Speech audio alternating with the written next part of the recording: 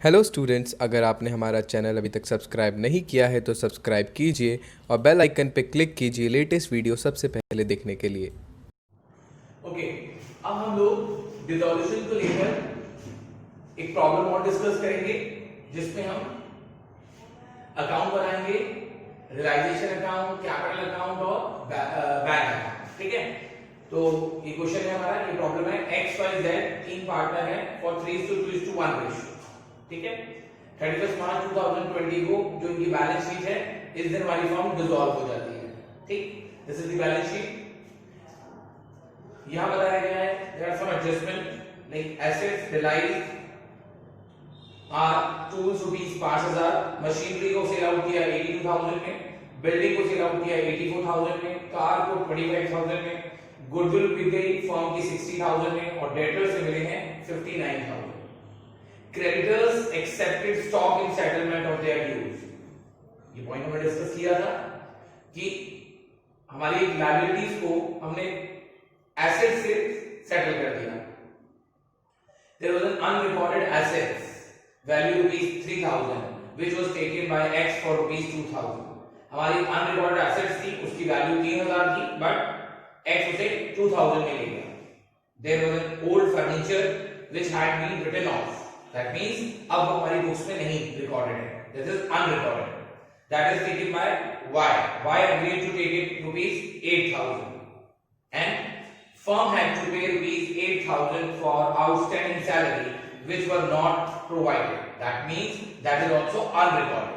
देख लीजिए यहाँ कोई आउटस्टैंडिंग सैलरी हमारी रिकॉर्डेड नहीं है, पर इसको भी हमने फर्म ने इसको पे किया है 8,000 रुपए। यस, इसमें हमें कौन से अकाउंट बनाने हैं? यहाँ बनाने हैं realisation account, partner capital account and bank oblique cash account. Okay okay, so this is the realisation account. तो सबसे पहले हमारा क्या प्रोसेस होता है कि जितनी भी एसेट्स होती हैं एक्सेप्ट कैश बैंक, हम सबको यहाँ ट्रांसफर कर देते हैं।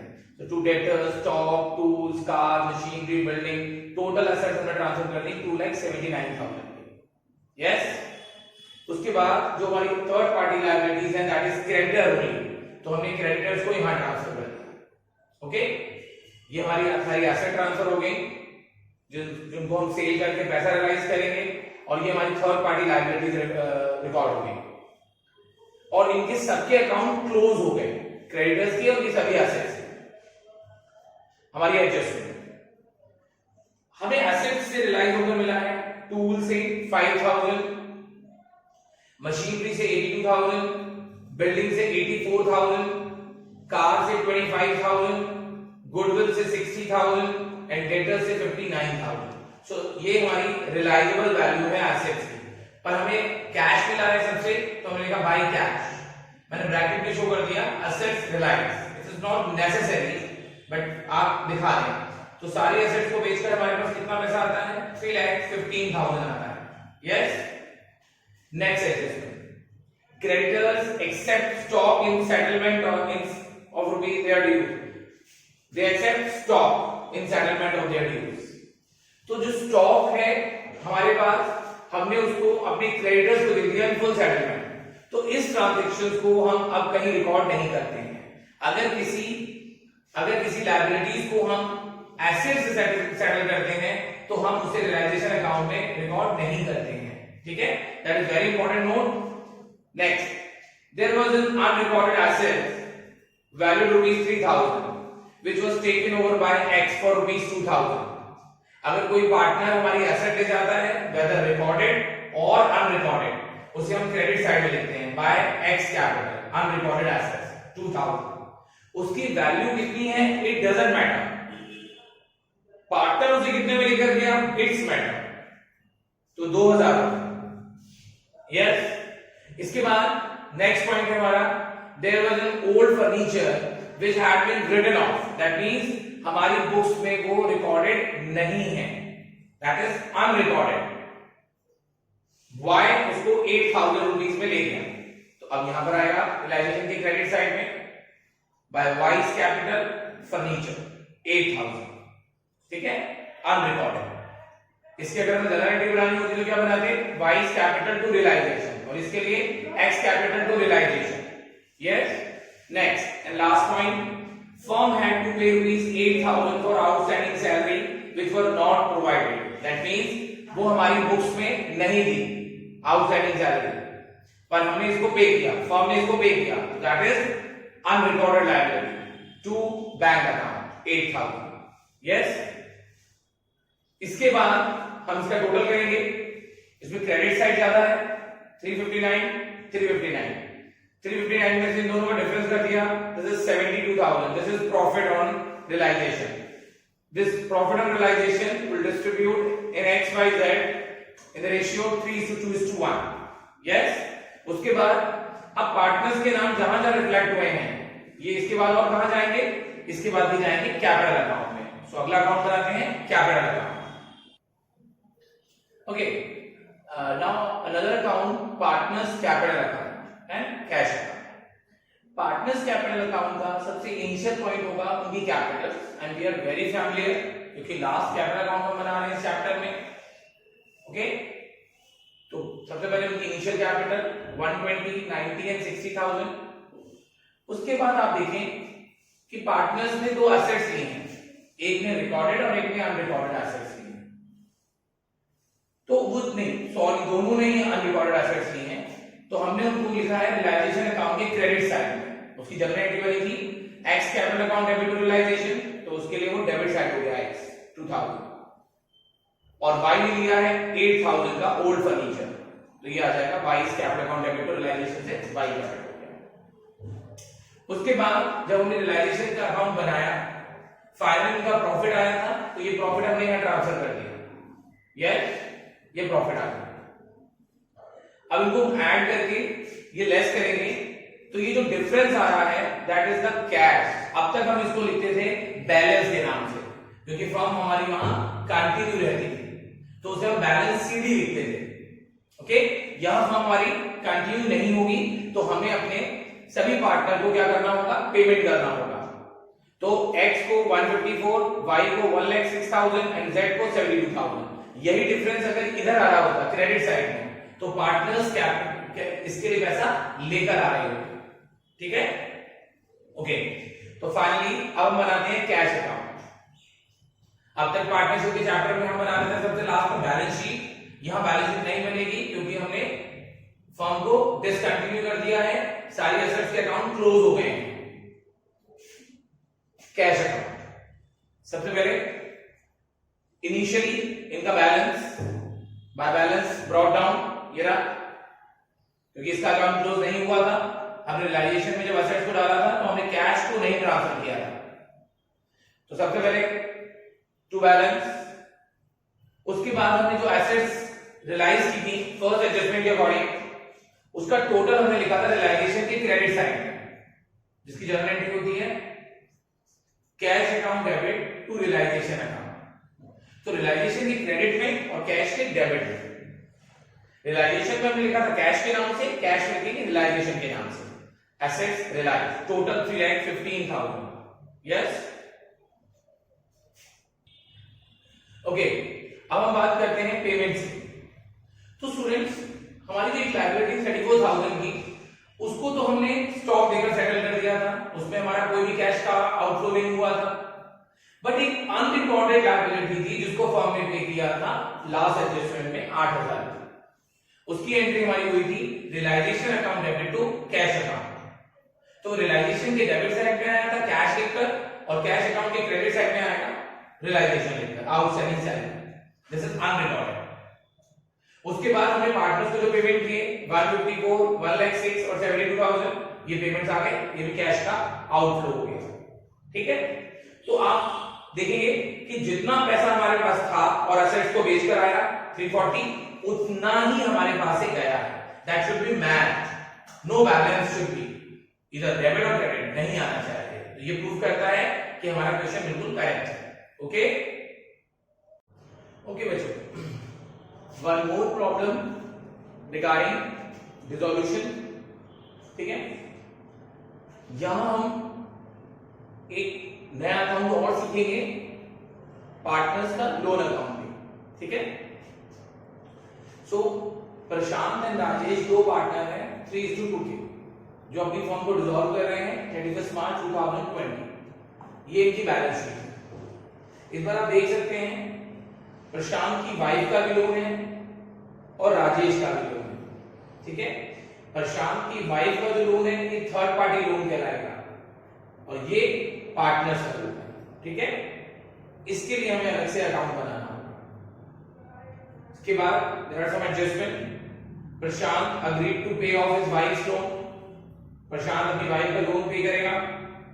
डेटर से रियलाइज हुआ 24,000, बिल्डिंग से 1,52,000 and BR settled at a loss of ₹1,400। So BR की जो भी वैल्यू होगी उसमें से हम इसको लेस कर देंगे, उतना पैसा हमें रिसीव हो गया।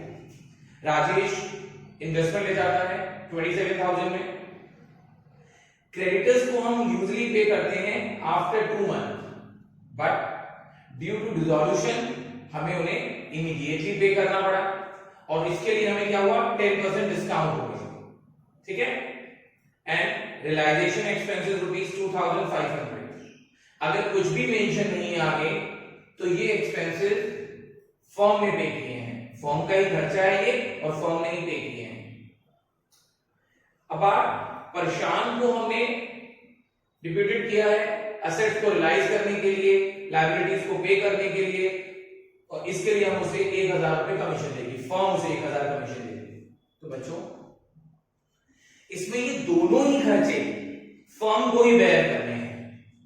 ये फर्म ने कैश में पे किए, इसकी जनरल एंट्री होगी रियलाइजेशन टू बैंक या कैश अकाउंट, और इसकी एंट्री होगी realisation account debit to Prashant capital, क्योंकि हम प्रशांत को ये पैसा कभी कैश में नहीं देंगे, हम ये पैसा उसकी कैपिटल में इंक्रीज कर देंगे। ओके, अब हम इसका सॉल्यूशन डिस्कस करेंगे। ओके, फर्स्ट जो इसका मेन अकाउंट है इस चैप्टर में रियलाइजेशन अकाउंट, जो सबसे ज्यादा मार्क ऑप्टेनिंग टॉपिक है। कभी कभी तो क्वेश्चन में सिर्फ यही पूछ लिया जाता है 6 मार्क्स में, तो इसको आपको अच्छे से तैयार करना है। You can see the length of this ledger. सबसे पहले हम अपनी सारी एसेट्स को ट्रांसफर करेंगे, याद है ना, एक्सेप्ट कैश, बैंक, प्रॉफिट, इन सबको छोड़ के। तो बिल्डिंग 12,120, इन्वेस्टमेंट 30,600, डेटर्स 34,000। स्टूडेंट मैंने आपको लास्ट वीडियो में बताया था कि डेटर्स हमारे टोटल जो वैल्यू है 34,000 वही यहाँ है, और ये जो प्रोविजन फॉर डाउटफुल है 4,000 का, ये हमें लाइब्रेरी साइड में ट्रांसफर करना होता है। तो बेटर है कि जब आप इसे ट्रांसफर करें तो उसी टाइम पीवीडी को यहाँ ट्रांसफर कर दें बिना रोके। ऐसा नहीं है कि जब लाइब्रेरीज का टर्न आएगा तब रिकॉर्ड करेंगे, आप भूल जाएंगे। इससे अच्छा आप उसी टाइम जब आप डेटर्स रिकॉर्ड कर रहे हैं उसी टाइम प्रोविजन को आप क्रेडिट साइड पर रिकॉर्ड कर रहे हैं। ठीक है, उसके बाद बिल्स रिसीवेबल एंड गुडविल, ये सारी एसेट्स हमने यहाँ ट्रांसफर करके इनके अकाउंट क्लोज कर दिए। अब लायबिलिटीज की बारी आती है। सबसे पहले लायबिलिटीज हमारी क्रेडिटर्स 80,000, फिर मिसेस प्रशांत लोन 40,000, उसके बाद वहां है राजेश का लोन, पर हम राजेश का लोन यहाँ ट्रांसफर नहीं करेंगे, as we have discussed this in our last video कि हम इसको यहाँ पर ट्रांसफर नहीं करते हैं, इसको हम अकाउंट बनाकर इसको पे करेंगे बाद में। फिर इन्वेस्टमेंट फ्लक्चुएशन फंड 8,000, आईएफआर के बारे में बात कर चुके हैं, उसको भी हम ट्रांसफर करेंगे और इसके बाद इसका और कोई ट्रीटमेंट नहीं। अब आते हैं हम अपनी एडजस्टमेंट पर बच्चों।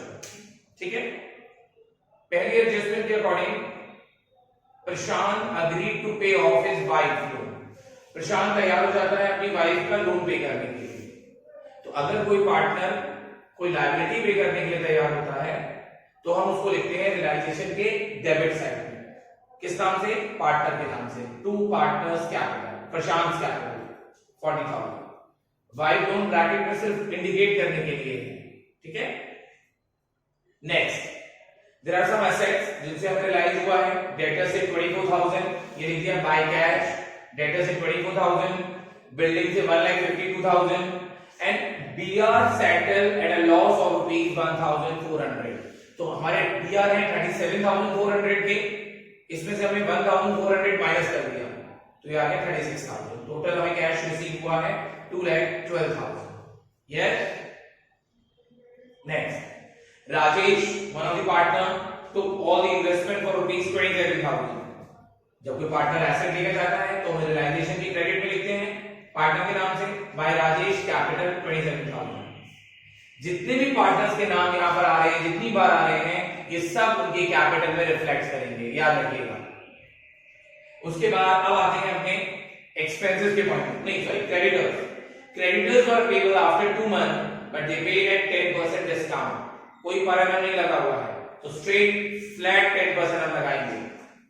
क्रेडिटर्स कितने के हैं? 80,000 के, 80,000 का 10% 8,000, तो ये आ गया 72,000। यस। उसके बाद फिफ्थ पॉइंट मिल गया है रियलाइजेशन एक्सपेंसेस 2,500, क्योंकि इसके बारे में ये नहीं बताया तो ये फर्म ने पे किया एक्सपेंसेस 2,500, टोटल पे हमने किया 74,500।